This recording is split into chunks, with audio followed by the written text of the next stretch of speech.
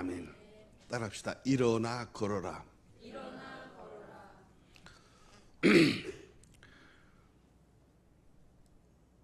교회는 흠결 있는 사람들의 모임이 아니에요. 병원에는 항상 환자가 수용이 돼 있죠.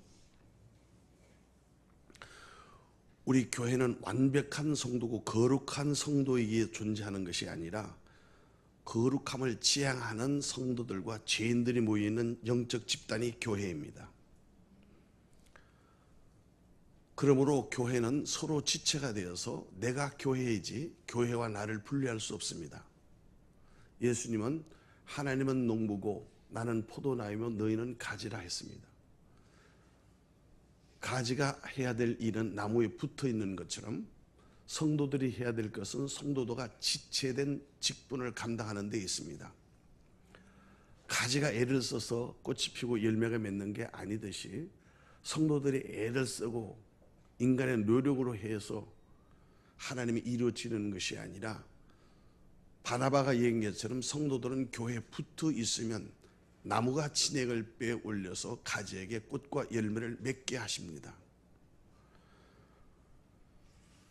교회는 건물이나 조직과 인본주의적인 사람들의 모임이 아니고 하나님이 주인이시고 예수님이 머리 되시며 성령이 목회하시는 주님의 교회가 유기체적 교회입니다.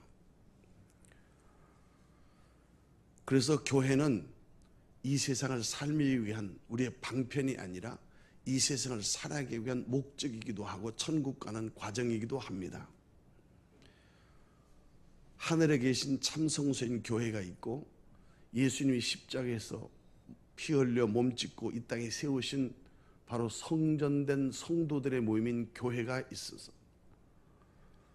교회는 구약시대 성막이 아니고 솔로몬 시대에 가나안 지방에 있는 건물을 얘기하는 것이 아니고 예수를 믿는 사람들이 성령님이 우리 심령에 오셔서 우리의 몸을 성전 삼으시고 성도들을 통해서 하나님의 일을 감당하는 유기체적 교회가 초대 교회의 특징입니다. 그러므로 교회는 주님이 통치하시고 주님의 말씀이 임재하시는 삶의 현장이고 성령이 임재하는 공간이고 우리의 예배 장소입니다. 예배는 행사가 아니고 프로그램이 아닙니다. 교회는 사람들의 모양과 사람들의 여론을 집합해서 우리의 욕구를 충족시키는 장소가 아니고 하나님의 말씀이 무엇인가를 그 말씀 앞에 겸손하게 순종하여 하나님의 뜻을 이루어가는 하나님의 역사하는 성령의 역사하는 현장이기도 합니다. 교회는 무슨 목적을 위해서 수단도를 믿는 것이 아니고 인간의 가장 근본적인 문제를 해결받고 하나님의 가장 근본적인 축복을 받는 것이 교회입니다. 인간의 존재적인 세 가지 물음이 있습니다. 첫 번째, 나는 누구인가? 여러분 설교를 들으면서 오늘 교회 어떤 모양과 형태로 처지에 예배 함께 한다 할지라도 여러분 자신에게 자문자답해 볼 필요가 있어요. 나는 누구인가? Who am I? 그게 답할 수 있어야 여러분의 정체성을 확립한 것입니다. 내가 누구인지 모르고 명함에 찍힌 내가 아니에요. 거울에 나타난 내 모습이 내게 아니고 내 속에 하나님이 창조하시는 참 영혼, 그것이 참 나의 모습입니다. 그래서 사람은 육체의 그릇이 있지만은 그 육체를 사용하는 참된 주인은 하나님의 만드신 영혼입니다. 그래서 파스칼이 말하기를 사람이 채워도 이 세상에서 채울 수 없는 공간이 있는데 그것은 바로 하나님이 창조하신 영혼의 공간이다, 이렇게 말씀하셨습니다. 돈을 많이 가지고 권세와 명예를 누린다고 해서 행복한 것이 아니고 없어도 마음에 천국이 임하고 예수를 믿으면 내 마음이 평안한 은혜를 누리는 것이 심령천국이라고 요한복음 마태복음 5장에 말씀하셨어요. 그래서 예수를 믿는 것은 나의 나됨을 아는 인간의 본분을 찾아가는 순례의 여정과 같은 것입니다. 두 번째 존재적 인간의 문제의 질문은 그러면 나는 무엇을 위해서 존재하는가? 나는 누구인가 하는 것이 정체성이라면 나는 무엇을 위해서 존재하는가 하는 삶의 목적이 무언가에 대한 명확한 여러분의 인사이트를 있어야 된다. 이게 내가 뭐 때문에 살지도 못하고 살면 그게 막 사는 것이죠. 사람의 목적과 방향이 정해지면 답답한 일이 없습니다. 그러나 가는 길이 여러 개 있고 목적과 방향이 정해지려면 아무리 빨리 가도 다시 가야 됩니다. 그래서 인생은 속도보다도 목적이 더 중요한 거예요. 방향이 중요해요. 교회는 바로 우리가 갈 길이요 진리요 생명이신 예수를 믿을 때 예수 안에 이 세상에서 발견하지 못하는 참된 진리의 길을 터득할 수 있게 되는 것입니다. 세 번째 질문은 그러면 나는 어떻게 살아야 할 것인가? 삶의 방식이 문제입니다. 세상 따라 살면 세상과 함께 갑니다. 그러나 하나님을 믿는 하나님 따라갑니다. 신발을 보면 당신이 어떤 길을 걸어왔는지 알 수 있다고 말했습니다. 우리 저 벽에 붙어 있는 저 신발도 서울대 김혜련 교수가 교회에 헌정한 것입니다. 우리가 모세가 신발을 벗고 거룩한 땅에 선 것처럼 교회는 하나님의 거룩한 임재를 경험하고 우리의 때 묻은 신발을 벗어놓고 맨발로 주님의 무릎을 꿇는 예배가 바로 우리가 어떻게 살 삶의 방향을 결정하는 것입니다. 명만은 낙인을 보면 알 수 있고 예수를 믿는 사랑하는 사람은 눈을 보면 안다고 그랬습니다. 눈이 초롱초롱하고 어깨가 힘이 들어가고 얼굴의 표정이 밝아야지 그게 예수 믿는 흔적이 있습니다. 얼굴은 얼꼴이에요. 내 영혼의 모습입니다. 얼굴에 수심이 가득하고 얼굴이 사나우면 복이 도망갑니다. 예수를 믿으면 얼굴이 환한 이유는 마음속에 치유됐기 때문에 형편과 처지보다도 내 마음에 평안이 있으므로 어디 가도 평안합니다. 그러나 마음에 평안이 없는 사람은 어디 가도 불안합니다.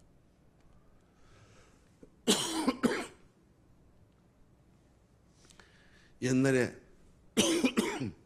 삼성 창업자인 이병철 회장이 쓴 책이 있습니다.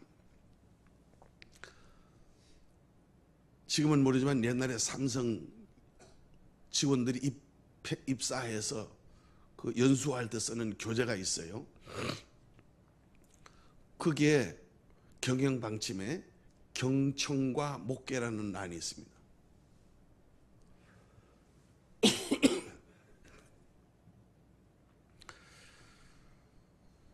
불각은 불광어되는 처세술이 나와 있어요. 이것을 요약하지만 긍지라는 것은 오만하지 않고 비굴하지도 않는 것이라고 말하고 용기란 무모하지도 않고 겁을 먹지도 않는 상태를 말합니다. 사람이 조심해야 될 세 가지가 있는데 권력과 돈과 사람, 여자라고 말했습니다. 왜냐하면 가까우면 타죽고 멀면 얼어 죽기 때문에 그렇다고 말했습니다. 그래서 인간에서 가장 중요하고 세상살이에서 가장 중요한 처세술과 인간의 성공의 비결 중에서 두 가지는 하나님의 말씀에 경청하는 것과 목회처럼 움직임 있는 확고한 신념이 필요하다고 말했습니다. 우리는 교회 다니는 교인들이 있고 예수를 믿는 신자들이 있는가 하면 성령을 받아서 하나님의 자녀로 거듭난 신실한 일꾼들이 있습니다. 우리 인생의 가장 근본적인 문제, 나는 누구인가? 나는 무엇을 존재하는가? 나는 어떻게 살 것인가? 이것은 여러분이 잘 아는 톨스토이의 인생관, 사람이 무엇으로 사는가에 해답이 나와 있습니다. 그러나 그것은 인본주의적인 생각이십니다. 성경은 나는 누구인가 할 때 나는 나를 알 수 없다예요. 그래서 모든 철학의 시작은 너 자신을 알라 하는 것이다. 델포이 신전에 바로 신탁의 명구가 소크라테스가 인용한 너 자신을 알라 하는 것입니다. 우리의 모든 사고의 시작은 내가 모른다. 나는 나를 모른다. 그럼 어떻게 하느냐? 나를 지으신 자에게 물어보라는 것이죠. 물고기는 물에 가야 살죠? 새들은 공중에 날아야 새가 자유하죠? 새가 물속에 들어오면 죽잖아요. 우리 어렸을 때는 토끼하고 거북이 연극도 하고, 그런데 토끼하고 거북이는 경쟁할 상대가 아니에요.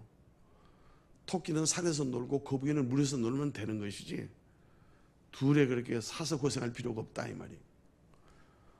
예수를 믿으면 나의 존재와 정체성과 삶의 우선순위 픽스됩니다. 사람은 내가 아는 내가 아니고 나를 지으신 이가 나를 잘 알아요. 내가 잘 살아서 출생했지만 부모님의 은혜이듯이 인간의 성공은 하나님 안에서의 행복입니다. 소유가 중요한 게 아니고 하나님 안에서의 나를 찾는 것이 예수를 믿는 근본적인 목적이에요. 자동차가 고장이 나면 어디 갑니까? 여러분 가전제품이 그 고장이 나면 어디를 가요? 메이커에 가서 AS를 받습니다. 메이커에 가면 그게 시리얼 넘버가 있어요. 이게 넘버가 몇 번이고 어느 공장에서 어느 조립자 어느 인스펙터가 어떻게 그래서 언제 출고되고 이 대리점 어디가 다 나와 있습니다.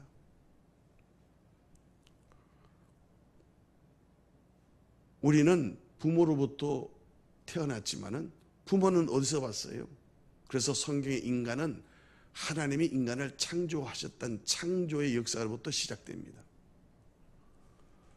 Made in God, 우리는 하나님 안에서 하나님의 형상대로 지음을 받았다고 창세기 1장 26절에서 28절에 말씀하셨어요. 그래서 하나님이 생육하게 하시고 번성하게 하시고 충만하게 하시고 정복하게 하시고 다르시게 하신 이 오복을 우리 인간들에게 허락하셨어요.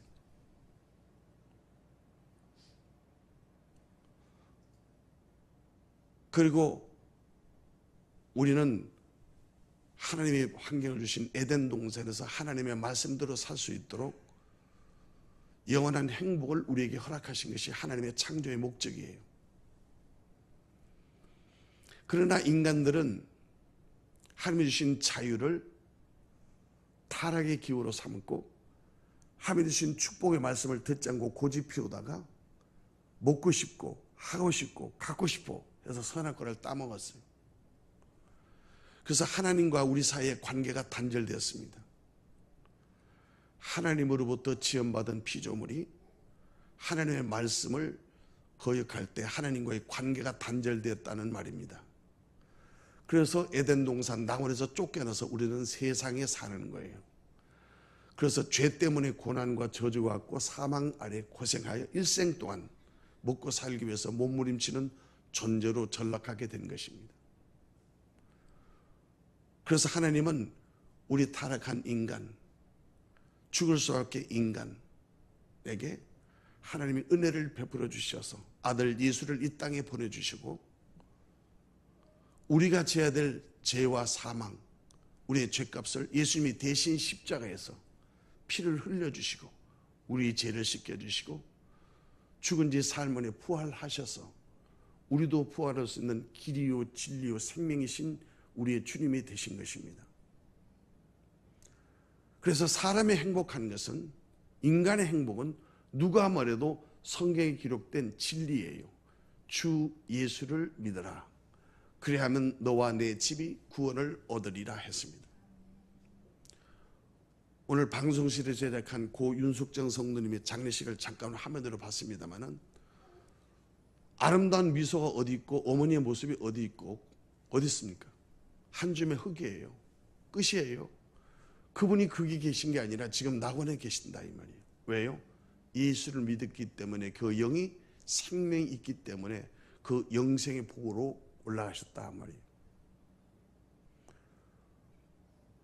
오늘 인생의 가장 근본적인 문은 얼마나 잘 먹고 오래 사는지가 문제가 아니라 방금 제가 모두에서 말씀드린 나는 누구인가? 나는 무엇을 위해서 존재하는가? 내가 어떻게 살 것인가? Who am I? What for? How do I live? 이것이 가장 중요한 인간의 가장 근본적인 문제인데 사람들은 그것을 생략하고 무시합니다. 그래서 고생하는 거예요. 그래서 방황하는 것이에요.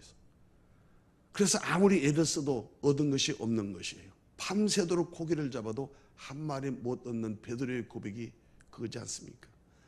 내가 밤이 맞도록 수고하였지만 한 푼 얻은 것이 없습니다. 인간의 노력으로는 인간의 행복을 추구할 수 없다는 것입니다. 그러나 예수님께서 말씀하셨습니다. 말씀에 의지하여 깊은 데로 나가여 그물을 던지라. 하나님의 말씀은 하나님 당신의 현현입니다. 우리는 이순신 장군을 안 봐도 난중 일기를 보고 이순신 장군을 믿고 성웅으로 대접하나요? 우리는 하나님이 안 보이시도 하나님이 남기신 성경 말씀을 통해서 하나님의 살아계심을 믿고 우리는 순종하는 것입니다. 근데 사람들은 에덴 동산에서 선할 것을 범죄한 그 죄의 뿌리를 가지고 있기 때문에 죄의 유전으로 하나님과 단절된 상태로 이 세상을 천국으로 알고 먹고 삽니다. 그래서 저주 아래 있고 방황 아래 있습니다. 눈이 있어도 보지 못하고 귀가 있어도 들리지 않는 것이 영적 단절이고 죽음이라는 것입니다. 하나님이 흙으로 인간을 지으시고 거기서 코에 생기를 불어넣어서 생명이 되겠다는 말은 사람이 동물처럼 사는 동물이 아니고 하나님처럼 살 수 있는 영적인 사람으로 살라는 것이 생명이라고 말씀하셨습니다. 창세기 2장 7절에 있는 말이에요. 그러므로 오늘 이 시간 저희는 나눌 말씀은 예수님이 이 땅에 오셔서 우리를 구원하기 위해서 당신의 목숨을 버리시고 우리의 죄를 담당해 주시고 우리를 구원해 주셨어요. 빚을 갚고 죄값을 치르는 방법은 두 가지밖에 없어요. 돈을 갚든지 주인한테 용서를 해서 탕감받든지, 죄값도 마찬가지예요. 죄값을 치르든지 아니면 용서를 받든지. 인간의 지으신 이 죄, 우리 피 속에 흐르는 죄, 태어날 때부터 우리는 유전된 죄를 가지고 있기 때문에 죄인이니까 죄 짓고 싶어서 죄 짓는 것이 인간의 본성이에요. 어린아이들 거짓말을 가르쳐 준 적이 없습니다. 어린아이들에게 죄를 가르쳐 준 게 없어도 제일 먼저 배우는 것이 어린아이들이 아빠, 엄마의 눈을 속이는 것입니다.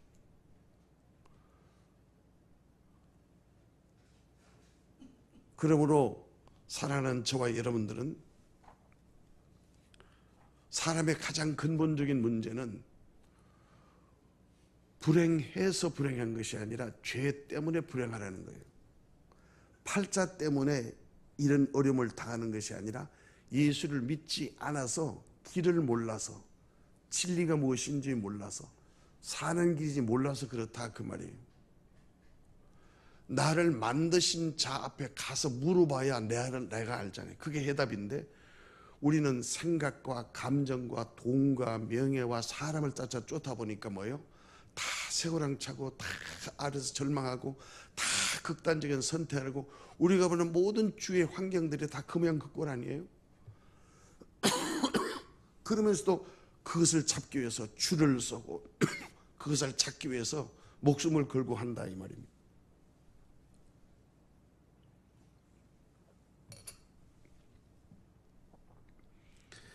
예수님이 십자가에 달렸을 때 강도가 두 명 같이 있었습니다. 오른편 강도, 왼편 강도 다 똑같은 강도입니다. 그런데 왼편 강도는 아니 당신이 예수님을 왜 죽어? 그럼 나를 구해봐. 내가 믿을게. 아니 구세주는 사람이 왜 죽어? 이렇게 예수님을 힐난하고 비난하고 예수님을 거역했습니다. 오른편 강도는 당신의 주님이시거든. 오늘 나를 기억하시고 나를 구원하소서. 이럴 때 예수님이 말씀하셨어요. 오늘 네가 나와 함께 낙원에 이르리라. 낙원에 제일 먼저 들어가는 사람은 훌륭한 도덕군자가 아니라 일생 동안 나쁜 일을 많은 십자가의 저주를 받은 강도가 제일 먼저 낙원에 갔다고요. 그래서 천국 가는 것은 우리의 노력과 공로로 가는 것이 아니라 예수님의 은혜로 가고 예수를 믿으면 갈 수 있는 길입니다. 내가 죄 없어서 예수를 믿는 게 아니고 죄 있으니까 예수를 믿으라 그 말이에요. 일생 동안 강도밖에 한 사람이 천국에 갈 수 있는 유일한 길은 예수를 만나면 가는 거예요. 예수를 믿으면 가는 거예요. 그래서 천국이 제일 먼저 입성한 그 사람은 강도가 제일 먼저 들어갔다는 말은 오늘 우리에게 큰 메시지를 주는 것이에요. 누구든지 예수를 믿으면 믿는 믿음 하나로 우리는 천국에 갈 수 있다. 그래서 믿고 일단 구원을 얻으면 네 영혼이 구원을 얻어서 하나님과의 관계가 회복된다. 그러면 너는 하나님께 무엇인지 구하여 하나님이 우리를 구원해 놓으신 에덴의 축복과 하나님이 하늘에서 우리에게 주시는 놀라운 행복을 마음껏 소유할 수 있다. 청소부가 예도 믿어서 대통령 되는 것이 아니고 청소부가 더 청소부가 되어서 훌륭한 청소부로서 행복한 삶을 살 수 있다 이거예요. 경동교회 개척한 우리 초대 집사는 오세영 집사님 부친의 의지였는데 그 얘기를 들어보면 거기는 왕족이 다녔다 이게 왕족. 임금 가족이 다녔는데 그러니까 마부가 장로예요. 그러니까 나으리 예수 믿어야 구원을 얻습니다. 옛끼 놈아 예수 믿으면 쌍놈이 양만 된다느냐? 그러니까 나으리 예수 믿는 도리는 예수를 믿으면 더욱더 주인을 잘 섬기는 도리입니다. 이렇게 말했어요. 예수 믿어서 하루아침에 호강하는 게 아니고 예수를 믿으면 믿는 자리에서 더 행복을 누릴 수 있는 길이 열린다 그 말이에요. 아내가 더 살림살이를 잘 하는 것이 예수를 믿는 것이고 자식이 더 효도하는 것이 예수를 믿는 증거라 그 말이에요. 예수를 믿으면 더 우애하고 더 겸손하고 예수 믿는다고 교회 다닌다고 집안일 내팽개치고 예수 믿는다고 돌아다니는 게 아니라 예수를 믿으면 더욱더 있는 자리 부르신 곳에서 충성하여 예수를 믿는 냄새와 향기를 낸다 그 말이에요. 오늘 여기 사도행전 3장에 우리가 읽은 본문은 성탄시 때문에 설교를 다 말할 수 없지만 요약해서 결론만 말씀드리지만 태어날 때부터 걷지 못하는 사람이 있다. 걷지 못하기 때문에 뭐가 편해요? 앉아있으기가 편해요. 마치 오늘날 저와 여러분들이 탈자타령하고 나는 안 돼, 나는 그게 아니야 이렇게 자기 인생의 결론을 자기가 내는 사람이 있잖아요.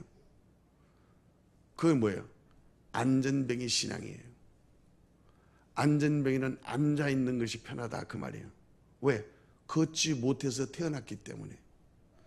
예수를 믿으면 근본적인 문제를 접근하는 것입니다.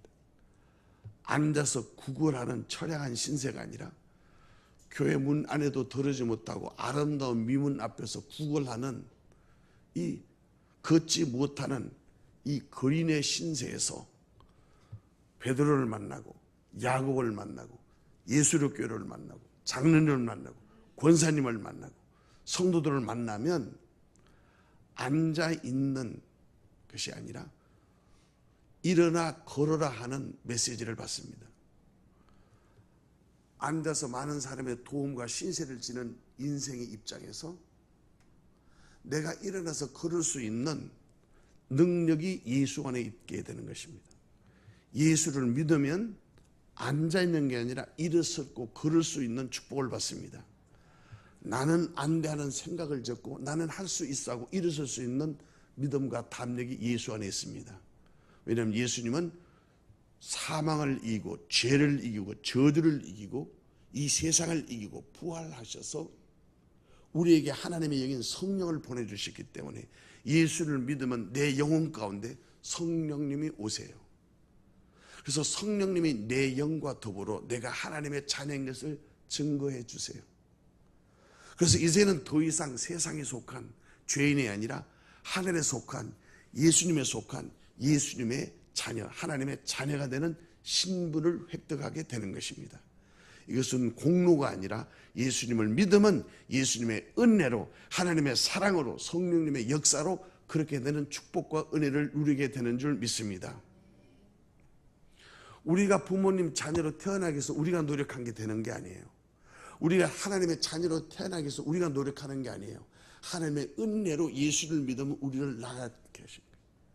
우리가 부모님 앞에서 그냥 태어난 것이, 우리가 태어나기 위해서 협조한 것이 아무것도 없듯이 예수를 믿으면 성령님이 오셔서 우리를 거듭나게 하시고 그 성령님이 우리를 인도해 주셔서 이 세상을 따라 살지 않고 세상을 이길 수 있는 일어나 걸어라고 안전병에 일어나서 성전 미문을 박차고 교회에 들어와서 교회를 세우는 아름다운 하나님의 자녀와 교회 직분자와 성전 건축자가 된다는 말입니다. 말씀을 정리하자면 이게 이해가 될지 모르지만 제가 옛날에 그 어느 복음학교에 가서 훈련을 받을 때 제가 큰 은혜를 받은 실화 한 장면을 소개하려고 해요. 부모를 일찍 여인 형제가 살았어요. 10살인데 큰애가 10살이 이제 천의 고아가 돼서 지 동생을 내는 보호자가 돼서 둘이 고아예요. 껌파리하고 신문파리하고 둘이. 그렇게 처절하게 사는 고생 중에서도 그 10살 아이가 그 아들을 부모 역할을 다 하면서 다 키우는 거예요. 왜냐하면 이 큰 아이가 예수를 믿고 교회에 나와서 예수를 만나서 처음 들은 얘기가 하나님은 너를 사랑한다 하는 말을 들은 거예요. 하나님은 너를 아버지라 부르라고 얘기했다는 거예요. 교회는 너의 어머니처럼 너를 축복하는 보금자리라고 얘기를 배웠어요. 그래서 아버지를 부를 수 있는 아빠가 있어서 그 아빠에게 모든 삶을 교회가 어머니 품이라서 날마다 때마다 그 고아는 교회에 와서 철회하면서 기도하면서 그렇게 장성했어요. 근데 이 동생이 예수를 믿지 않고 장성하면서 점점 뭐요?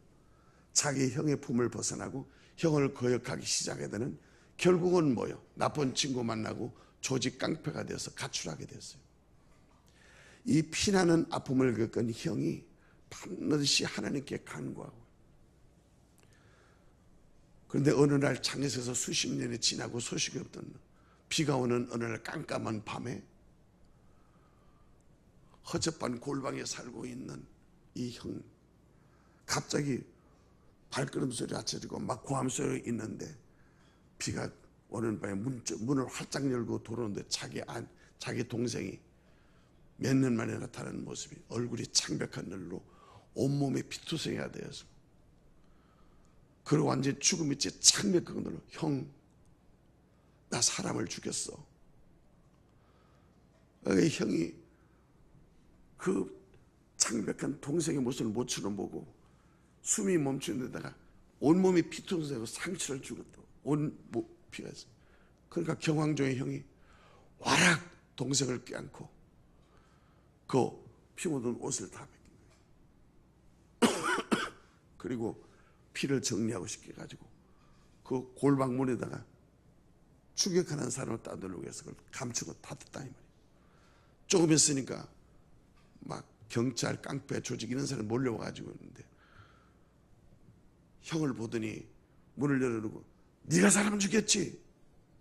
그러니까 형이 아무 말도 못하고 동생 옷 입고 있는 거 있으니까, 그래서 아무 말도 못하고 살인범으로 몰려서 동생 대신에 끌려갔습니다. 근데 그 참혹한 술 취하고 동생이 무자비하게 살해한 그것이 모든 사회의 지탄에서 용서받을 수 없는 것인데 이 형이 할 수 있는 말은 딴 것이에요. 예, 제가 했습니다. 그 죄값을 제가 치르겠습니다. 이렇게 해서 사형언도를 받은 거예요. 실화예요. 그 사형을 받았으니까 이 형의 마음이 어떻겠어요? 그런데 그 옥에 있는 간수이나 교도소장이 볼 때 저런 사람이 살인을 했다거나 죄를 지을 수 있는 얼굴이 아니에요. 해맑은 얼굴에 아침 저녁으로 기도하고 찬송하고 그 교도소에 있는 모든 교도를 섬기는 그 모습을 볼 때 그 교도소 천사라는 별명을 얻었다요. 그리고 교도소장은 그 시를 쓴데 에세이를 써서 교도소 신문인데 이상한 죄수 이렇게까지 볼 때는 아는데 사형을 넣어놨어요. 그런데 어느덧 사형 집행 날짜가 가까웠습니다. 이 형은 마지막으로 교도소장한테 했어요. 제가 죽기 전에 한 가지 부탁했으니까 교도소장을 면담하게 해달라고. 교도소장을 만났습니다. 제가 죽기 전에 꼭 한 가지 부탁했습니다. 엄청난 부탁을 할 줄 알았는데 편지 한 장을 내놓는 거예요. 여기 인봉이다. 교도소장님이 도장을 찍어주세요. 다른 사람 아무도 못 보게 인봉해놓고 사형이 집행된 후에 여기에 써져 있는 주소로 이 편지를 직접 전달해 주세요.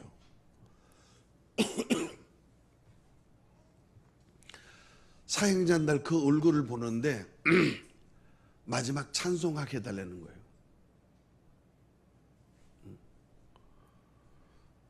내 구주 예수를 더욱 사랑 숨질 때 하는 말 이것일세. 내 구주 예수를 더욱 사랑한다며 평한 모습으로 마지막 숨을 거두는 사형수의 얼굴을 보고 거기 있는 모든 교도관이나 거기 있는 집행정관들이 큰 충격을 받았다. 근데 교도소장이 마음에 계속 캥기는 거예요. 꼭 안 죽을 사람이 죽은 것처럼 거울들이 계속 떠올라오는데 마지막 부탁한 것이 생각나서 서랍에서 꺼내서 그 직원을 시켜가지고 이 편지를 이 주소로 전달하라고 했어요. 자기 집이에요. 문을 두드려 사람이 아무도 안 나오는 거예요. 얼마 있다 사람이 나오는데 산발한 청년이 얼굴이 완전히 하얘서 공포에 질려 있는 동생의 모습. 그러니까 그 골방 같은 곳에서 귀신의 모습을 나오는 인간이 나오니까 그 교도소 직원이 이 편지만 던져주고 그냥 갔다.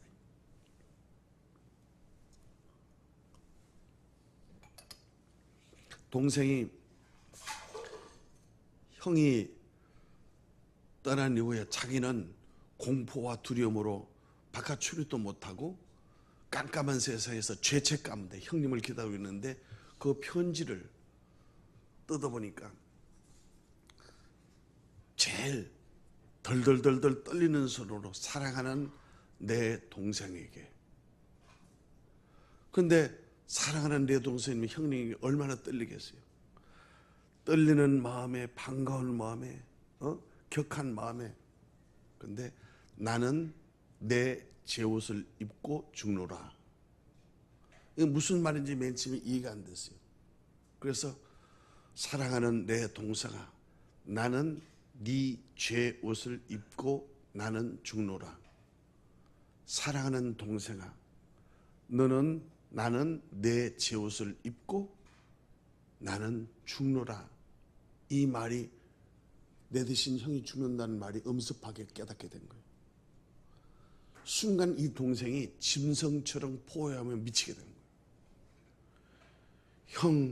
형님 울부짖으며 그 나머지를 보지도 않고 손에 그 편지를 집어들고 교도소를 향해서 달려가는 거예요. 창살을 뚫으면서 피를 토하면서 하는 게 있어요. 살인범은 내가 살인자예요. 내가 살인범이에요. 내가 진범이에요. 형은 죽으면 안 돼요. 내가 살인범이에요. 그 난리를 치니까 교도사장이 왔는데 그 사람 자기 형이 죽은 그 이름을 대니까 오늘 사형 집행한 그 형이에요. 그렇지만은 이미 사형이 집행되었기에 어쩔 수 없잖아요. 이 못난 놈, 이 더러운 놈, 이 죄 많은 놈, 형하고 너는 상관없어. 이미 네 죄는 다 형이 뒤집어졌으니까 넌 여기 상관없어. 가! 하고 문제는 박대려서 쫓겨났습니다. 눈물로 피범벅이 되어서 손에 쥔 편지를 들고 다시 깜빡 오는데 형이 벗고 간 옷이 방 가운데 한 대 걸려 있는 거예요. 그런데 너무 경황 중에 울부짖으며 갔다 온 터라 편지가 다음 문장에 있는 걸 몰란 거예요. 그 옮겨진 편지를 보았을 때 사랑하는 내 동생아, 나는 네 제옷을 입고 나는 죽노라. 사랑하는 동생아, 너는 내 옷을 입고 나처럼 살아다오.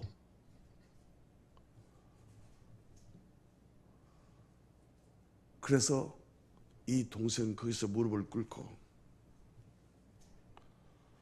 자기 형의 옷을 입고 형처럼 살기 위해서 형의 하나님을 찾고 형님 다음에는 교회를 찾았고 형님의 성경책을 잡았고 형님이 원하는 곳을 다니면서 순교자처럼 어떤 사람이 무슨 말을 할 때 이 사람 이프로처럼 이 옷의 주인은 그렇게 하지 않았습니다.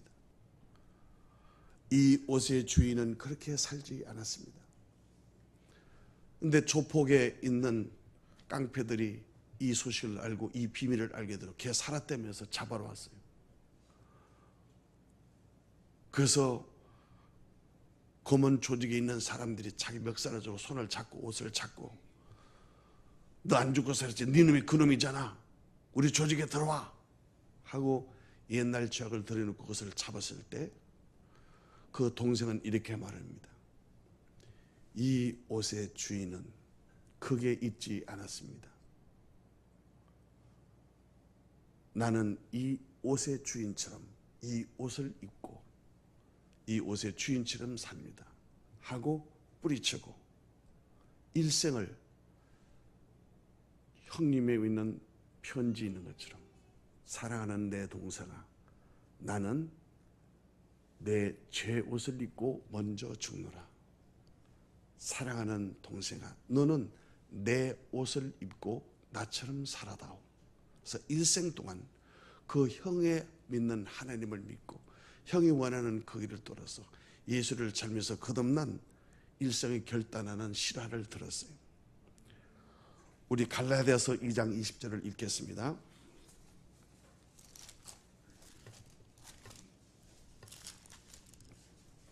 신약성경 갈라디아 20절.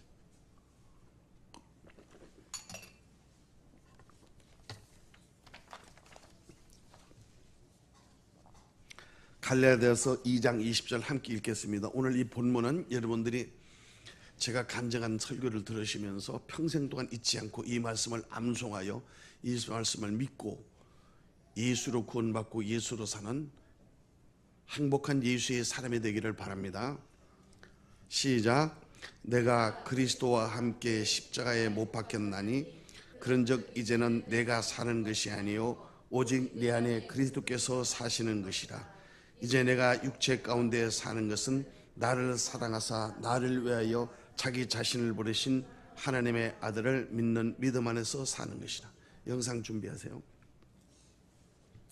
예수님이 우리 대신에 죽였다는 말은 예수님이 내가 죽을 십자가에서 대신 내 이름표 달고 당신이 죽으셨다는 거예요. 그래서 우리가 사는 것은 내가 사는 게 아니에요. 예수님이 내 대신 죽으시고 그래서 그때 나는 죽었다고 믿음을 고백하는 게 예수 믿는 거예요. 죄인 된 내 모습은 죽었습니다. 왜? 내가 노력한 게 아니라 예수님이 대신 죽으셨음을 믿는 믿음이 회개예요. 그리고 여러분이 고백해야 돼요. 나는 나를 구원하신 그 예수님을 나의 주님으로 영접하고 나는 예수님을 믿겠습니다. 그렇게 믿음을 고백하면 지금 여러분들은 아무 공로 없이 천국에 갈 수 있는 하나님의 자녀의 권세를 얻는 것이에요. 누구 때문에요? 형님 때문에. 누구 때문에요? 예수님 때문에요. 누구 때문에? 부모님 때문에 이 세상에 태어난 것처럼 천국에서 태어날 수 있는 중생의 경험은 예수님이 나를 위해서 십자가에 다신 그 공로 때문에 그런 것이에요. 하나님의 마음을 아는 것은 부모의 마음을 아는 것이요, 부모의 마음을 아는 것은 예수의 마음을 아는 것입니다. 오늘 이 영상을 보시면서 여러분은 오늘 예수를 믿는 분들이나 예수를 믿지 않는 분들이나 아버지의 마음을 알고 오늘 이 형의 마음을 알아서 우리는 예수님이 나를 위해서 무엇을 한 것인가, 오늘 갈라디아서 2장 20절의 메시지를 믿고 우리 다 함께 예수를 믿는 고백을 하실 수 있기를 바랍니다.